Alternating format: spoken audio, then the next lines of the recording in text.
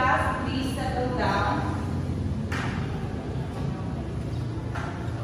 So, okay, I see some unfamiliar faces, mga bagong enrollees kayo. May I know your names? Yes. Pwede ko makita yung COR nyo? Okay. So, okay class, good morning. Nice to see you again. Before we start our lessons, let's have a prayer first, a prayer within yourselves, of course, as usual. Let's pray silently. Please read in Surah you want. Okay, let's check your attendance.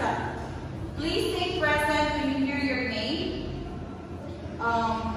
Abdul Ghaffur Farhana, Makarahmul Muhammad Saraj, Haji Hassan Hamdan. Present. So, class, alam niyo naman yung rules and regulations ko, di ba?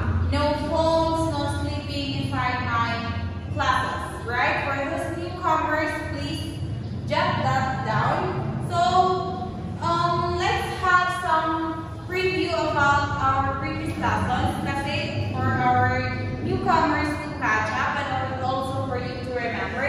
So, we discussed about the currency, of course.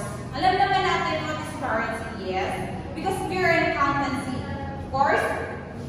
We know that. So, before we proceed to our lesson today, I have some activity for you to do. So, first, group yourselves into 3 groups. Yes, count yourselves. Okay. Thank you for counting. So, we have here the letter game accounting terms. Some of you might be familiar with this and some are not. But this game, let's say, sasabihan ko ng terms. Oh, let's say accounting. So, kailangan yung last letter is tugtungan nyo ng accounting terms also. Sa accounting, ano yung last letter? Di ba G? So, kailangan maghanap kayo ng accounting terms na G rin yung sa uli. So, okay, class, paunahan to, of course. Please raise your hand to answer. First, we have, I'm giving you the answer. Asset. Yes, asset. Okay. Letter T. What's comes to your mind? Yes, it's group 1. Yes, that can be correct. Of course, tool. Yes. Oh, wait. Just a second. Okay. Yes, group 2. I think naunang group 2. No, naunang group 1. Okay. Let's redo. 1, 2, 3, go. Okay, naunang group 2. Okay. That's correct. Liability. So, thank you class for participating. Okay. So, now let's have our lesson. I think na-exercise na inyong mga mind, right? So, today we will talk about, can I call Miss Abdul Ghaffur and Mr. Makarahmul to please hold something that I prepared? Butterfly. Class, now let's proceed to the function of the foreign exchange market. Parang natin nabitinig na currency. Although we are very familiar with that, let's talk about the foreign currency, kung bakit nga ba ito kailangan. So, di ba, ano nga yung function ng currency natin dito? Peso, di ba? So, currency conversion, each country which yung prices of goods and services are quoted. So, pag sinabi natin currency conversion, ito yung pag-convert ng currency sa ibang currency. So, ito, it's ensuring against the foreign exchange risk, it's possibility. Okay? Masyadong creative ang inyong instructor na hindi ko na alam kung nasaan lang ang pagiging creativity niya. So, we have here the consequences for the unpredictable changes in the future that will affect the exchange rate. Spot exchange rate. Ito yung pag sinabi natin spot exchange rate is, ito yung agaran na let's say, ang currency ng US is 56, dollar peso. So, ito yung pag-agree nila na okay, bibili ako sa'yo ng dollar kapalit ng peso. So, yung may immediate na transaction. May tinatawag din tayong forward exchange rate na kung saan ito yung medyo may pagka-complicated kasi kung dito sa spot rate, magbibigay siya ng agaran, dito naman sa forward exchange rate is parang magbibigay siya ng date or day kung saan kailan pwedeng mag-exchange ng currency. The third one is currency swaps. It's the simultaneous purchases to sell given amount to foreign exchange for two different value dates. So, di ba sa spot exchange rate, agaran. Sa forward exchange rate, kailangan magbigay ng data. Dito naman sa pangatlo, sa currency swaps na may bibigay na dalawang data.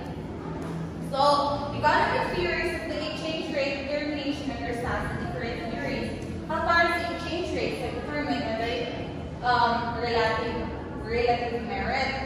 So, basically, it talks all about the exchange currency na alam natin kung paano ba natin kailan pa tayo makikipagpalit ng peso sa dollar or dollar to peso. So, we have here the three factors that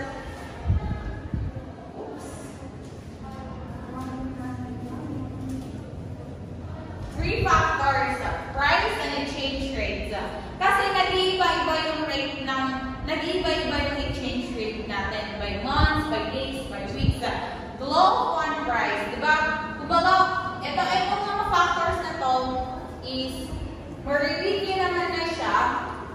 So, this talks all about the foreign currency that we know. Then, class, I hope you understand what I was saying. Although it's very unclear as of now, but yes, this is all about the function of a currency in terms of exchange rates. Thank you, Ms. Abdullah, and Mr. Makarangkul. So, I hope class, some of you have understand what I have been talking here in front and appreciate your dedication and your present-minded on this. Thank you. So, let's have the evaluation. If you really take class, let's see kung ano yung natutunan natin ngayon. So, please think through if the statement is true and false if it's false. The foreign exchange market is a global market where currencies are traded. Yes, that's true. Exchange rate risk is the risk of losing money due to the changes in interest rates. I think that's not true. It's false. Kasi nga, hindi naman nakafocus lang sa losing of money exchange rate risk natin. So, agad kita. The foreign exchange market facilitates international trade and investment. Yes, that's true. So, for your assignment, long-pad paper included.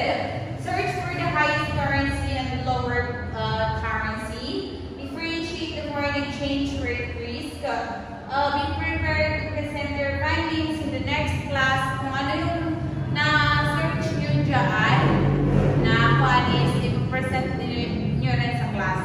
Okay, class?